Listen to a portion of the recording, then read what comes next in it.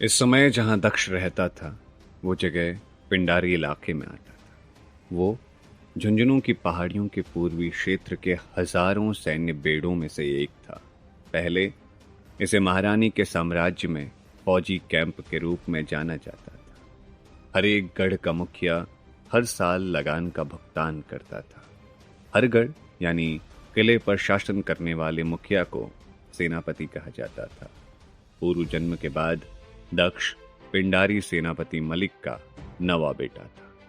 वो रात दक्ष ने बर्फ सी ठंडी रात में बड़ी कठिनाई से लकड़ी के पटरे पर सोकर बिताई थी, जिसमें बिस्तर भी नहीं था। उस पटरे पर लेटा हुआ वो पूरी रात अगले दिन होने वाले उत्सव के बारे में सोचने लगा कि इस गढ़ के मालिक ने 16 साल की उम्र तक पवित्र ताबीज ग्रहण नहीं किया है। शायद भगवान उसे भूल गया था। आखिर मुझे इस पवित्र ताबीज को हासिल करने के लिए क्या करना होगा?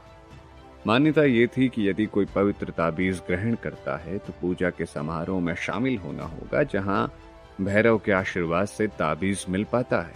तभी वो झुंझुनू क्षेत्र में योद्धा माना जा सकता है। इस इलाके और राज्य की यही परंपरा रही है। भैरव की पूजा के लिए पिंडारी सिटी के लोग मंदिर के पास इकट्ठा होते।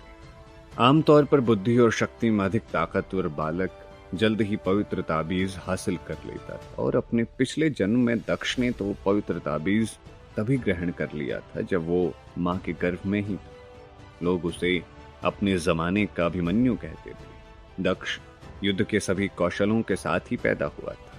बदकिस्मती से इस जन्म में 16 साल की आयु के होने के बाद वो पवित्र ताबीज नहीं पा सका था, या यूं कहें कि उसे मौका नहीं मिला।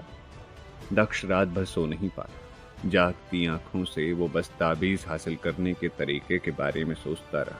वो देर तक सोचते सोचते उठकर बिस्तर पर बैठ गया। उसकी उंगली में एक अंगूठी थी जिसका नगीना सफेद था। हैरानी की बात यह थी कि अंगूठी पिछले जीवन में भी उसके साथ थी। दक्ष अपनी इस अंगूठी को गौर से देखने लगा। उसने इस अंगूठी को उंगली से निकाला और उलट पुलट कर उसे देख रहा था। उसे लग रहा था कि हो ना हो ये अंगूठी उसे किसी भी देवता का आशीर्वाद पाने में मदद करेगी, ताकि वो पवित्र ताबीज ग्रहण कर सके। पिछली जिंदगी में उस अंगूठी ने उसके लिए बहुत कमाल किए थे, और ये अंगूठी उसे सम्राट वीरभद्र ने उसके 16वें जन्मदिन पर उपहार में दी थी। हालांकि दक्ष को उस अंगूठी के चमत्कारों के बारे में जरा भी मालूम नहीं था। वो उसे हमेशा अपने साथ रखता था। हमेशा उसकी उंगली में ये अंगूठी बनी रहती थी। उसे कतई उम्मीद नहीं थी कि ये 800 सदियों के बाद भी ये अंगूठी उसकी आत्मा के साथ नए जीवन में भी उसके साथ बनी रहेगी। दक्ष ने सोचा, दूसरे जन्म में भी अंगूठी मेरे साथ है तो इसका कोई ना कोई मकसद तो जरूर होगा।